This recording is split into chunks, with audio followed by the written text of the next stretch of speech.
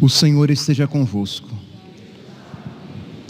Proclamação do Evangelho de Jesus Cristo segundo Mateus. Naquele tempo, Jesus retirou-se para a região de Tiro e Sidônia. Eis que uma mulher cananeia, vindo daquela região, pôs-se a gritar: Senhor, filho de Davi, tem piedade de mim. Minha filha está cruelmente atormentada por um demônio. Mas Jesus não lhe respondeu palavra alguma. Então seus discípulos aproximaram-se e lhe pediram: manda embora essa mulher, pois ela vem gritando atrás de nós. Jesus respondeu: eu fui enviado somente às ovelhas perdidas da casa de Israel. Mas a mulher, aproximando-se, prostrou-se diante de Jesus e começou a implorar: Senhor, socorre-me. Jesus lhe disse: não fica bem tirar o pão dos filhos para jogá-lo aos cachorrinhos. A mulher insistiu: é verdade, Senhor, mas os cachorrinhos também comem as migalhas que caem da mesa de seus donos. Diante disso, Jesus lhe disse: mulher, grande é a tua fé, seja feito como tu queres. E desde aquele momento, sua filha ficou curada. Palavra da salvação.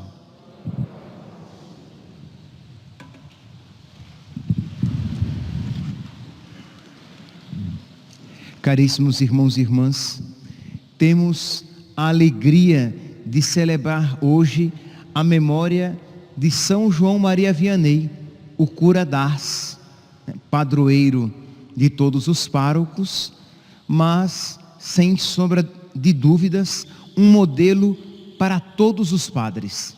De modo que, hoje, todos nós, sacerdotes, não apenas os párocos, olhamos para São João Maria Vianney, pedindo que ele interceda por nós, para que nós sejamos padres segundo o coração de Cristo. Padres que deem alegria a Nossa Senhora. Padres que edifiquem o corpo de Cristo, que é a igreja. Mas quem é? Quem foi São João Maria Vianney? Ele nasceu no final do século XVIII, na França, naquele período da Revolução Francesa, pós-Revolução Francesa. Nós estamos assim, quer dizer, ele exerceu o seu sacerdócio neste período pós-Revolução Francesa. E filho nascido numa família católica, piedosa, mas naquele ambiente, meus santos, em que a igreja estava dividida. Existiam os chamados padres juramentados, que tinham feito um juramento à Constituição, de obediência à Constituição, isto é, que estavam dispostos, e isso fizeram, a deixar de lado muitos ensinamentos católicos, mas para obedecer o governo da França. Estavam dispostos a ensinar o que a igreja nunca ensinou e a se calar a respeito de muito daquilo que a igreja sempre ensinou, e romper a comunhão com Roma, né, com o Papa de então. Então sempre essa tentativa de romper com os ensinamentos de sempre da igreja. Então foi nesse ambiente então existiam padres que eram os chamados padres juramentados, que estavam de acordo com o governo. Nós poderíamos dizer hoje, para que vocês bem possam entender, padres que estavam de acordo com a mentalidade da época, padres que ensinavam aquilo que agradava ao governo e aos poderosos de então. E existiam aqueles outros padres fiéis a Cristo e ao ensinamento de sempre da igreja.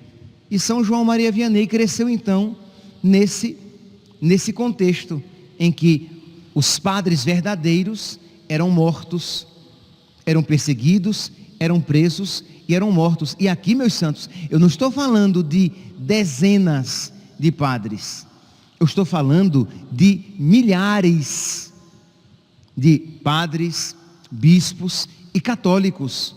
Por quê? Porque como a igreja oficial era a igreja juramentada, a igreja católica verdadeira, os padres verdadeiramente católicos, eles perderam as suas paróquias.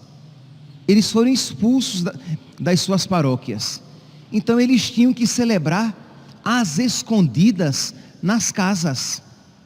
E, repito, celebrar às escondidas. Por quê? Porque se a polícia de então visse ali um padre celebrando, o padre e os fiéis seriam mortos. Então vocês compreendem que tipo de católicos nós tínhamos naquele período. Isto é, não eram católicos que por qualquer coisa, imagine, a missa não era algo banal, fútil, corriqueiro. A missa era algo sagrado. Era de verdade compreendido como aquilo que de fato é o santo sacrifício de Cristo, o santo sacrifício redentor, de modo que, ao prejuízo da própria vida, as pessoas, isso nós estou falando o quê? Agora, século 18 e 19, ao prejuízo da própria vida, as pessoas estavam dispostas a participar de uma santa missa. Repito, se eles fossem pegos, os padres, o padre que estava celebrando e os fiéis que estavam participando, seriam entregues à morte. Quando nós vemos então hoje em dia, que por qualquer situação se falta a missa, é um escândalo, meus santos. Quando a gente vê hoje em dia, está muito frio, vamos cancelar a missa. Está muito quente, quem sabe vamos cancelar a missa também. Você se pergunta, onde é que está a fé? Onde é que está a verdadeira fé católica de pessoas que isso dizem e assim agem? Pois bem, então São João Maria Vianney, menininho ainda, nesse ambiente, ele se recusava a saudar quanto mais pedir a bênção. Ele se recusava a saudar um padre juramentado. Um padre juramentado nem bom dia receberia, quanto mais a sua bênção. Porque não é porque ele é padre que necessariamente ele seja bom. Não é a ordenação em si, meus. É claro, a ordenação nos faz um outro Cristo. E a ordenação faz com que os atos sacramentais, um homem validamente ordenado, ele celebra validamente, mas ele pode causar uma ofensa a Deus, se ele, em estado de pecado, ele celebra aqueles sacramentos. Então, a família Vianney, não é que, repito, não é que a família Vianney não ia à missa dos padres juramentados, mas não queriam nem sequer aproximação com esse tipo de gente. Percebe que não era bolinho não, né? Não é bolinho não. Há um livro muito bom que eu aconselho quem quiser adquirir. Saiu uma nova edição pela minha biblioteca católica, de Francis Trochu, sobre a vida de São João Maria Vianney, o Curadás. Um livro muito bom. Neste livro, nós iremos encontrar São João Maria Vianney ainda menininho, e ele diz assim: Maria Vianney deve ter explicado aos seus a falta daquele padre, pois conta-se, ela falou que aquele padre era um padre juramentado, e aí o pequeno João Maria mostrou um horror por esse pecado, começando dali por diante, a se esquivar do padre juramentado. Isto é, se ele via o padre, ele ia para bem longe daquele padre infiel, que não era fiel à igreja de Cristo. Perceba, um menino, mas que diz: não, aquilo ali é um padre infiel, ele não agrada a Deus, logo também não quero comunhão com ele. Nesse ambiente de fé, nesse mesmo ambiente, ele se confessou e recebeu a sua primeira comunhão numa casa, porque não tinha igreja. As igrejas estavam entregues aos padres juramentados. E aqui repito, meus santos, esses padres, eles eram validamente ordenados, tá? Eles eram validamente ordenados. Só que eles tinham aderido ao governo. E eles tinham aceitado ensinar aquilo que o governo queria que fosse ensinado. E se calaram para aquilo que o governo queria que fosse calado. Mas eram padres validamente ordenados, mas eles não participavam lá das missas da sua paróquia, porque lá estava um padre mau, um padre infiel. Então, numa casa, diz que uma vez um padre fiel, padre Grobos, envelhecido, não pela idade, mas pelas perseguições, pelo cansaço. Vocês podem imaginar, os padres eram criminosos, os padres eram perseguidos, os padres eram fugitivos, eles tinham que viver às escondidas, porque se fossem descobertos, eram mortos. Então imagine a tensão na qual viviam esses sacerdotes. E aí esse padre Grobos visitou uma casa na qual a família Vianney estava. Não, ele visitou a casa dos Vianney, a casa deles. E disse que quando o padre viu aquele menino, São João Maria Vianney, perguntou: quantos anos tem? E ele respondeu: 11. O padre pergunta: desde quando não te confessas? Imagine aqui o zelo desse sacerdote de perguntar a uma criança quando foi a sua última confissão. Não era um adulto, era a uma criança. E ele disse: eu nunca me confessei. Falou admirado. E o padre disse: então farás isso agora mesmo. E diz São João Maria Vianney: sempre me lembro daquela confissão. Foi em casa ao pé do relógio. Ele se lembra, ele guardou quando foi ali a sua primeira confissão. E quando ele fez a sua primeira comunhão, a sua irmã disse que quando meu irmão estava tão contente que não queria mais sair do lugar onde teve a felicidade de comungar pela primeira vez.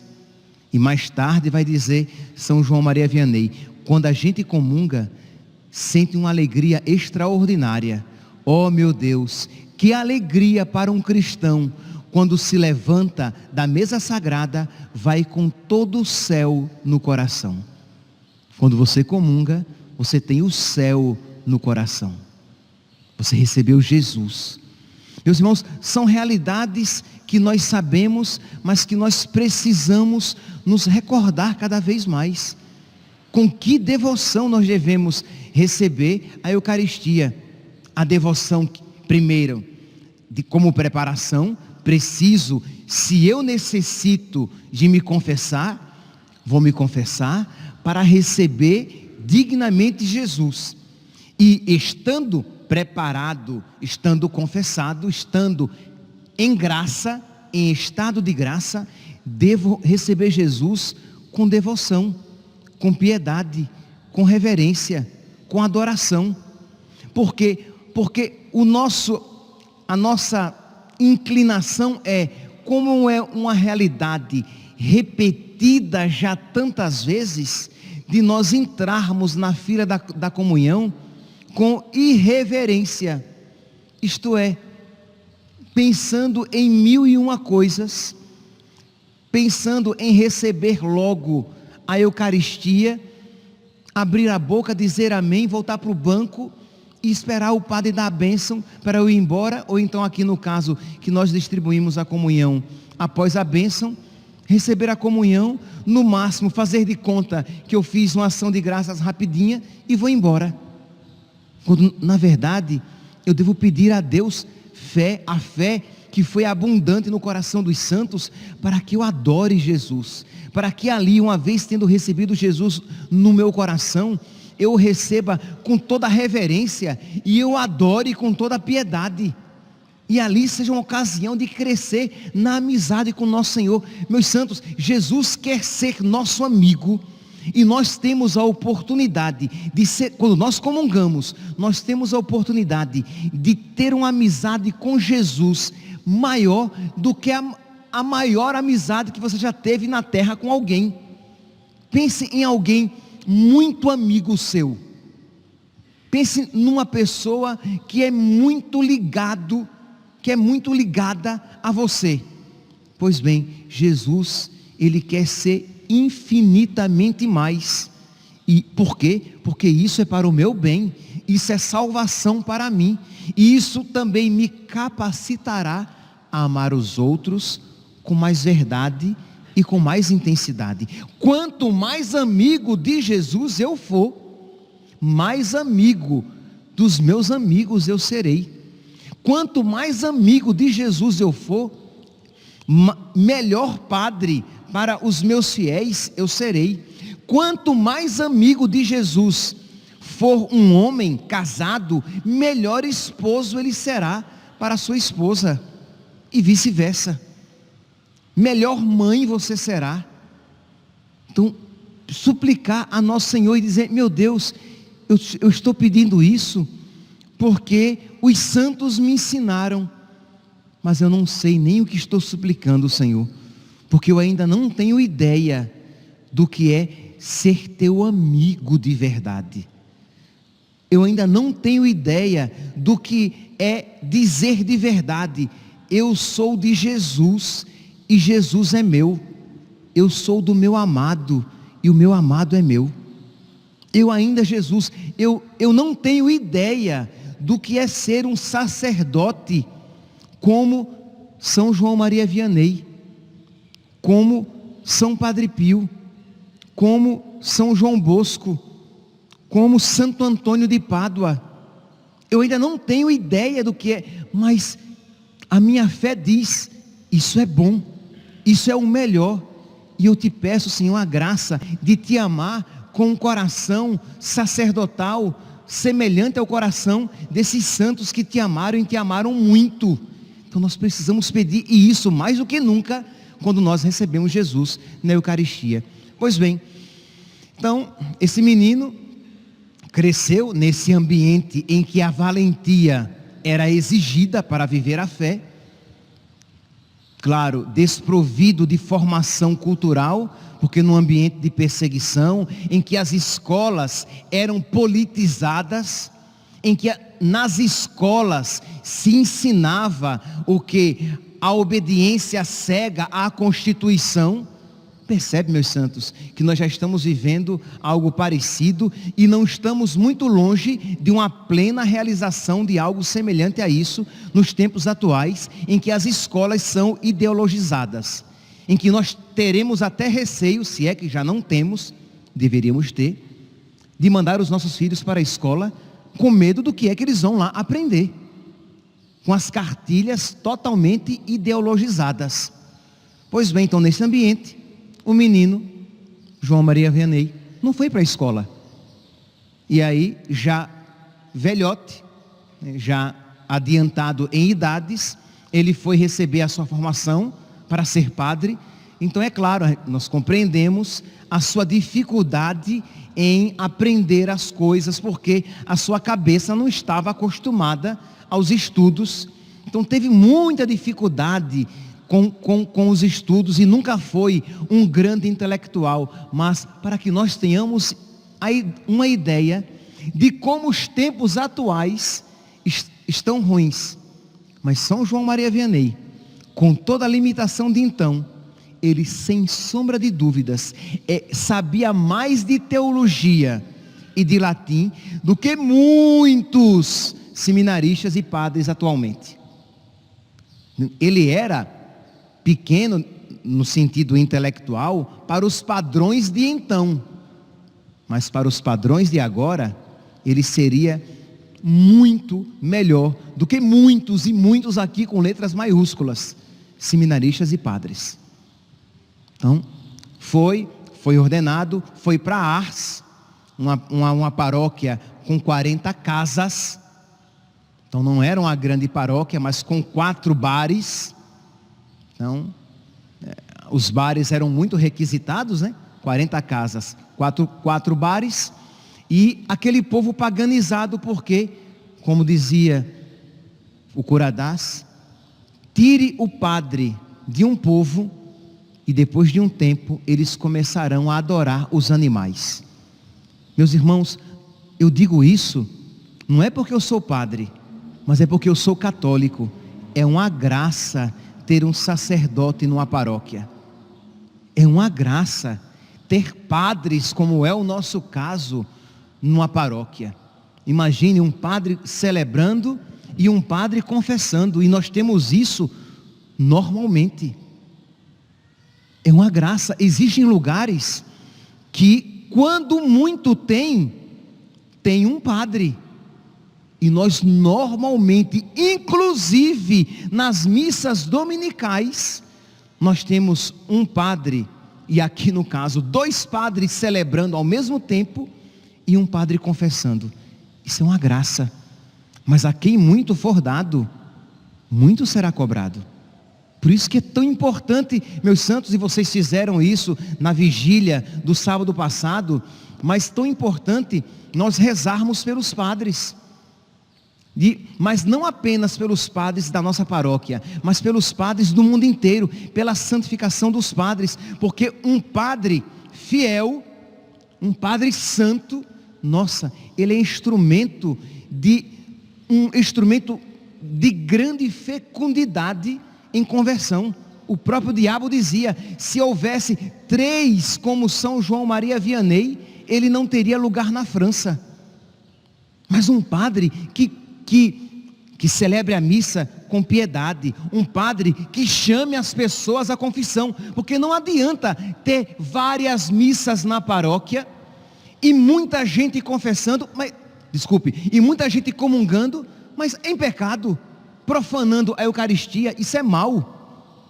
Aquela missa mal celebrada é uma ofensa a Deus, e a Eucaristia recebida por pessoas não preparadas é uma ofensa a Deus. Então simplesmente dizer, não, mas na minha paróquia as comunidades todas têm missa, a paróquia tem missa, mas isso não quer dizer nada, simplesmente, porque se é só a missa e chamando o povo simplesmente a comungar, isso não é que mais ofende a Deus, isso ofende a Deus. As pessoas precisam ser preparadas com uma boa confissão. As pessoas precisam ser preparadas para que despertem em seus corações a raiva, o horror, a ojeriza, o ódio ao pecado. E para isso, o Evangelho precisa ser pregado com toda a clareza e com toda a veemência necessária. São João Maria Vianney, ele, quando chegou a Ars, ele era até criticado, porque esse padre fala muito do inferno. Diziam, mas meus santos, é caridade um sacerdote falar que o inferno existe, e que o inferno é uma possibilidade real para nós que estamos sentados no banco da igreja, e para o padre que está celebrando e pregando o Evangelho. É uma possibilidade real. Esta ideia de que todo mundo que morre já vai direto para o céu, quem foi que disse? Essa realidade, essa moda que foi criada, de que pelo simples fato de nós participarmos das missas aos domingos, o céu está garantido, ou pelo simples fato de termos missa cotidiana e participarmos cotidianamente da missa, o céu esteja garantido. Isso não é verdade. Se nós não rompermos com os pecados mortais, nós não temos a salvação garantida. E se nós não lutarmos também contra os pecados veniais e procurarmos crescer na virtude, nunca seremos santos.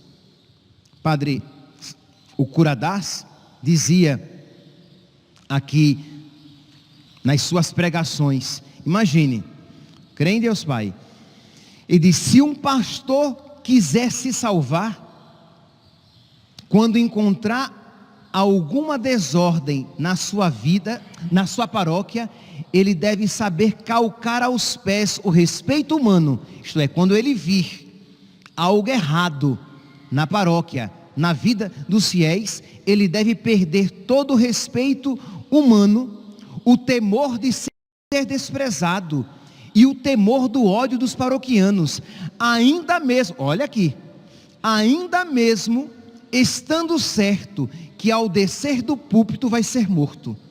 Lembre-se que as igrejas antigas tinham aqueles púlpitos no qual os padres pregavam, né?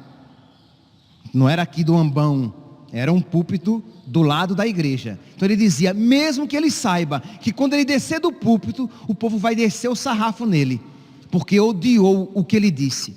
E ele diz, mesmo se isso for necessário, pregue, e pregue a verdade inteira. Isso não o deve amedrontar. Um pároco que quiser cumprir o seu dever deve estar sempre com a espada em punho, a espada da palavra de Deus, para pregar a palavra. É claro, meus santos, o tempo passa e eu não tenho como falar tanto quanto gostaria. Também diziam a São João Maria Vianney que ele falava muito, e ele dizia que o povo se convertia pouco, então ele tinha que falar mais. Mas uma coisa, meus santos, que nós padres precisamos aprender: ele acordava às 2 da manhã para fazer as suas orações, celebrar a missa, fazer a sua ação de graças, sua oração pessoal, das 2 da manhã até o meio-dia, para só assim ele preparar a sua homilia, que era uma homilia por domingo, né? Pregava-se apenas aos domingos, para preparar a sua homilia e visitar as famílias, evangelizando-as. Quer dizer, ele preparava a homilia depois da oração. Ele ia atrás das ovelhas depois da oração. Então, meus santos, se vocês querem ir para casa hoje, ou querem desligar o computador depois disso, apenas com uma mensagem, é essa: rezem pelos padres, para que os padres rezem. Rezem pelos padres, para que os padres rezem. Rezem pedindo a Deus o dom da oração, para que nós, sacerdotes, amemos de verdade a oração e encontremos na oração o sentido para o nosso ministério, o sentido para a nossa vocação, o sentido para o nosso celibato, o sentido para o nosso sofrimento, o sentido para toda a nossa vida sacerdotal.